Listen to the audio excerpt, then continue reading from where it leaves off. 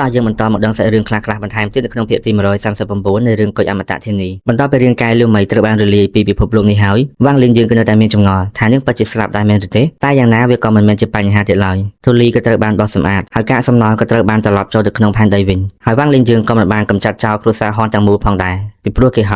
ត់មែនតើហ្មងអ្វីដែលហត់នោះគឺមិនមែនជារាងកាយគេនោះទេតែវាគឺជាបេះដូងហើយស្របពេលដូចគ្នានេះផងដែរនៅក្នុងប្រព័ន្ធផ្កាយឋានសួគ៌យើងឃើញក្រិតកំពុងតែដើរតែចជាមួយនឹងទឹកមុខយ៉ាងក្រមើនឹងបានរអ៊ូតិចៗថាអាចចង្រៃវាងលីងបើសិនបើយើងរកគេមិនឃើញឆាប់នេះទេក្បួនហាមឃាត់នៅលើខ្លួនយើងនឹងបើកដំណើរការហើយយើងនឹងត្រូវស្លាប់ដោយគ្មានដីកប់ជាមិនខានចំណែកឯនៅលើភពឡានយន្តវិញនៅក្នុងភូមិមួយដែលមានឈ្មោះថាលោកខែធ្លាក់យើងឃើញមានគ្រួសារថ្មីមួយត្រូវបានបន្ថែមហើយគ្រួសារនេះចម្លែកណាស់គឺគេមានតែ2នាក់ប៉ុណ្ណោះដែលម្នាក់គឺជាបុរសវ័យជំទង់និងម្នាក់ទៀតគឺជាកូនក្មេងនៅឯជើងភ្នំយើងឃើញមានក្មេងៗមួយក្រុមកំពុងតែជជែកពិភាក្សាគ្នាមានម្នាក់អាយុខ្ទង់ប្រហែល14ទៅ15ឆ្នាំបាននិយាយថាមើលមកខ្ញុំរយៈពេលប្រហែលឆ្នាំចុងក្រោយមកនេះតែខ្ញុំធ្លាប់ឈឺដែរឬទេហើយមូលហេតុនោះគឺដោយសារតែឪពុករបស់ខ្ញុំបាននាំខ្ញុំទៅលើកំពូលភ្នំគុយលៀនដើម្បីស្រូបយកពពកនៅទីនោះបើរសជាតិវាវិញគឺអែមហ្មងគឺថាស្រួលខ្លួនមែនតើ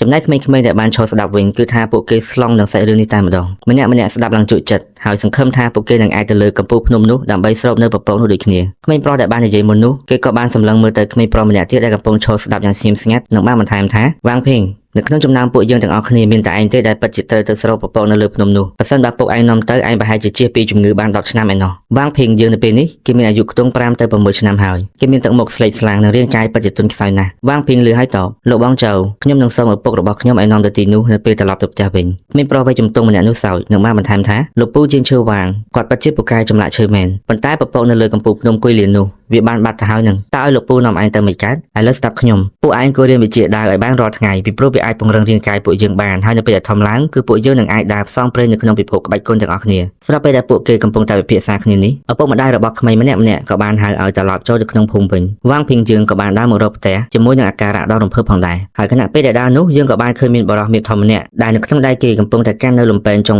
3ព្រមទាំងដងព្រួញជាមួយនឹងសាច់ក្តាន់ដាក់ពីលើស្មាគេបាននិយាយទៅវាងភីងថាឥឡូវតូចនៃគ្រួសារវាងតែឯងទៅរៀនយុទ្ធសាស្ត្រក្បាច់គុណជាមួយនឹងកូនយើងមែនវាងភីងលឺហើយក៏គោរពទៅវិញសូមគោរពលោកពូចៅបរិសុទ្ធមេធំញញឹមឯងគឺពិតជាកូនរបស់ជាងចម្លាក់នោះមែនឯងមិនត្រឹមតែសង្ហាទេហើយថែមទាំងចេះគោរពចាស់ទុំទៀតឯងកំពុងតែដើរទៅផ្ទះមែនអញ្ចឹងតោះពូនឹងទៅជាមួយពីព្រោះពូត្រូវមានរឿងពិភាក្សាខ្លះជាមួយនឹងពុកឯងមួយស្របក់ក្រោយមកពួកគេក៏បានមកដល់យើងឃើញវាងលីនដើរចេញមកនិងនិយាយថាលោកបងចៅមើលទៅការប្រមូលផលថ្ងៃនេះល្អគួរសមបរិសុទ្ធមេធំសើចរួចតបលោកប្អូនវាងខ្ញុំជួបក្តាន់នេះខណៈពេលដែលបំរុងនឹងឡើងទៅលើភ្នំហ្នឹងអូនិយាយចឹងខ្ញុំមកទីនេះមានរឿងមួយចង់ពឹងតិចដោយសារកូនខ្ញុំគេធំហើយតែ2ឆ្នាំទៀតអីហ្នឹងគឺខ្ញុំនឹងសំផ្ទះមួយនឹងរកប្រពន្ធអីគេអញ្ចឹងហើយវានៅខ្វះគ្រឿងសង្ហារឹមខ្លះដូច្នេះមានតែពឹងពាក់នៅលើលោកប្អូនវាងហើយបានលីនលឺហើយញញឹមចាស់មានតែបញ្ហាអីលោកបងចៅកុំបារម្ភខ្ញុំនឹងចាត់ការឲ្យបរិសុទ្ធមេធំសើចអូខេអញ្ចឹងសត្វក្តាមមីក្បាលនេះទុកជាការកក់សិនចោះហើយគាត់ក៏បានចាក់ចេញទៅ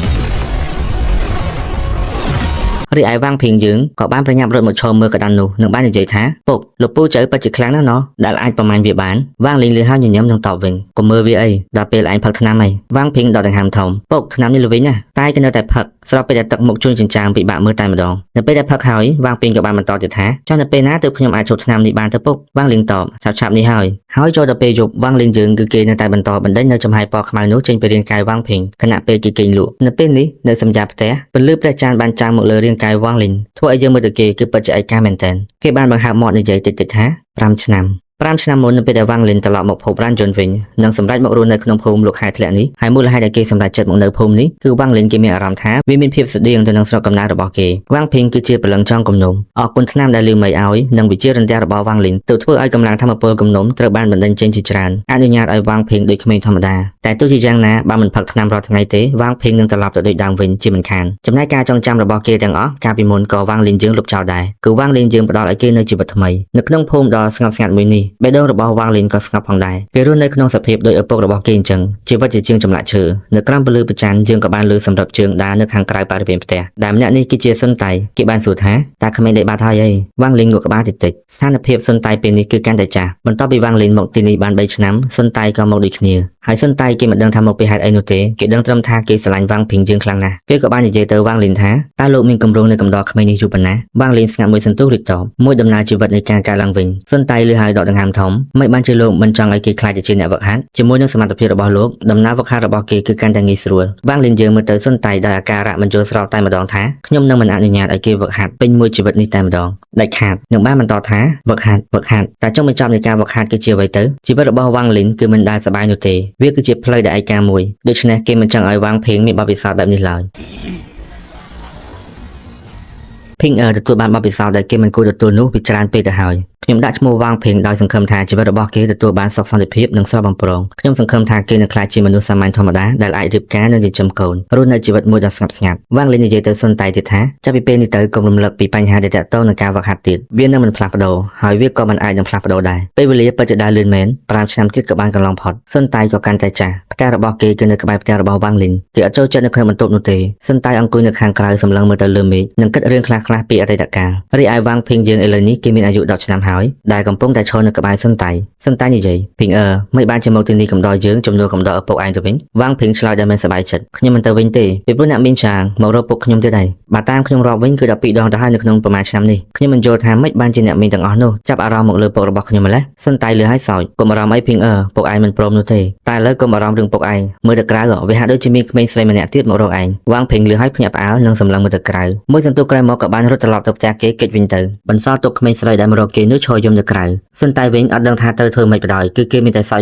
យកតែម្ដងចំណែកឯវ៉ាងលីនយើងវិញនៅពេលដែលគេឃើញហើយគឺបានត្រឹមតែញញឹមទាំងអ៊ូលតែប៉ុណ្ណោះរហូតតតែគេទៅវិញទៅវ៉ាងភេងមកអង្គុយក្បែរវ៉ាងលីនដោយអាការៈមិនសប្បាយចិត្តវ៉ាងលីនឃើញបែបនេះក៏និយាយថាអ្នកមីនឆាងរបស់ឯងមានបំណងល្អអន្តើម្នេះមកផឹកថ្នាំវ៉ាងភេងបើកភ្នែកធំនឹងតបថាតែគាត់ចង់រកម៉ែចង់ឲ្យខ្ញុំពីព្រោះខ្ញុំឃើញមិត្តភក្តិខ្ញុំពេលដែលគេមានម៉ែចង់ហើយគឺគេហូបអីមិនបានគ្រប់គ្រាន់នោះទេហើយថែមទាំងស្ដីបន្ទោសរាល់ថ្ងៃទៀតវ៉ាងលីនសើចនិងអង្អែលក្បាលវ៉ាងភេងតិចអូខេពុកសន្យាពុកនឹងមិនយកម៉ែចង់ឡើយឥឡូវផឹកថ្នាំរបស់ឯងសិនទៅវ៉ាងភេងលឺហើយគឺលើកចានផឹកថ្នាំដែលមិនស្ទាក់ស្ទើរឡើយហើយម្ដងនេះវាមិនមានជាតិល្វីងទៀតនោះទេគឺវាមានតែភាពផ្អែមដែលភាពផ្អែមនេះគឺចេញពីបេះដូងរបស់គេផ្ទាល់ចេញពីការស្រឡាញ់ទៅកាន់ឪពុកវ៉ាងភេងបន្តនិយាយជាមួយភេងនៅកំដរពុកនឹងមិនឯកាឡើយចាំតែខ្ញុំធំជាងនឹងខ្ញុំនឹងបម្រើពុករហូតដល់ចាស់វ៉ាងលីងញញឹមពោពេញទៅដោយភាពកក់ក្ដៅពេលវេលាចេះតែដើរទៅមុខវ៉ាងភេងកាន់តែធំពីមួយថ្ងៃទៅមួយថ្ងៃចំណែកការយល់ដឹងចំពោះដំណើរជីវិតនៃការកើតនិងការស្លាប់របស់វ៉ាងលីងក៏កាន់តែជ្រាលជ្រៅហើយនៅពេលដែលវាត្រូវបានបំពេញគ្រប់នោះបន្ទាប់គឺដំណើរនៃកម្មផលហើយយើងឃើញថាដែនមាគ៌ារបស់វ៉ាងលីងក៏វិវត្តទៅតាមនឹងដូចគ្នាប្រសិនបើមានអ្នកវឹកហាត់ជំនាញណាឃើញពួកគេនឹងឆក់តែម្ដង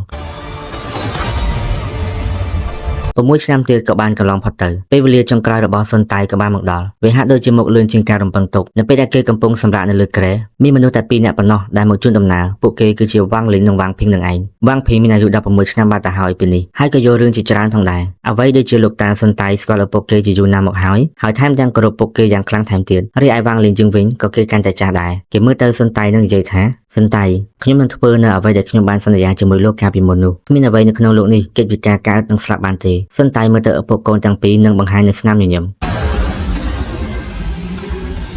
នៅខណៈពេលនេះយើងមើលទៅសុនតៃគឺស្ថិតនៅក្នុងសភាពស្ងប់សុខបំផុតស្រាប់ពេលដែលពេលវេលារបស់គេគឺកាន់តែដើរថយក្រោយចំហាយមរណៈដ៏ខ្លាំងក្លាក៏បន្តសាយភាយចេញពីរាងកាយគេស្រាប់តែភ្លាមនោះយើងឃើញថាចាប់ពីពេលនេះទៅសុនតៃគឺលែងមាននៅលើលោកនេះទៀតហើយទឹកភ្នែកក៏ហូរស្រោចស្រពនៅលើផ្ទៃមុខវ៉ាងភេងខណៈវ៉ាងលីនដកដង្ហើមធំភ្នូសុនតៃត្រូវបានធ្វើឡើងនៅក្រៅភូមិតែវាគ្មានរាងកាយសាកសពនោះទេពីព្រោះសាកសពវាត្រូវបានខ្លាចជាផេះនិងវ៉ាងលីនបានយកទុកក្នុងកឡោដាក់ចូលថំផ្ទុកឲ្យបានគេបាត់ទៅហើយបន្ទាប់ពីសុនតៃស្លាប់វ៉ាងភេងក៏បានរៀនការឆ្លាក់ឈើពីវ៉ាងលីនហើយរូបដែលគេឆ្លាក់មុនគេនោះគឺសុនតៃក្រោយពីស្ទាក់ស្ទើរបន្តិចវ៉ាងភេងក៏បានសួរទៅវ៉ាងលីនថាពុកហេតុអ្វីមិនអនុញ្ញាតឲ្យខ្ញុំរៀនវិជ្ជាអមតៈដែលលោកតាសុនតៃបានសាប់ទុកឲ្យខ្ញុំវ៉ាងលីនលឺឲ្យដកដង្ហើមធំជាចុងក្រោយសុនតៃនៅតែមិនគោរពការសម្រេចចិត្តរបស់គេហើយនេះក៏ជាមូលហេតុដែលសុនតៃត្រូវស្លាប់មុន4ឆ្នាំនោះពីព្រោះគេបានចំណាយធម្មពលដែលនៅសេសសល់របស់គេបន្តិចបន្តួចនោះដើម្បីផ្ដល់ឲ្យវ៉ាងភេងនៅយុទ្ធសាស្ត្រវឹកហាត់របស់គេវ៉ាងលីនតបជីវិតអ្នកវឹកហាត់មិនសមនឹងឯងឡើយវ៉ាងភេងលឺហើយញញឹមតិចរួចនិយាយតពុកខ្ញុំមិនដែលលួចវឹកហាត់យុទ្ធសាស្ត្រទាំងនោះតតែសោះចាស់ពុកជាអមតៈជនដែរមែនវ៉ាងលីនតបមិនមែនទេពុកគ្រាន់តែជាអ្នកវឹកហាត់ធម្មតា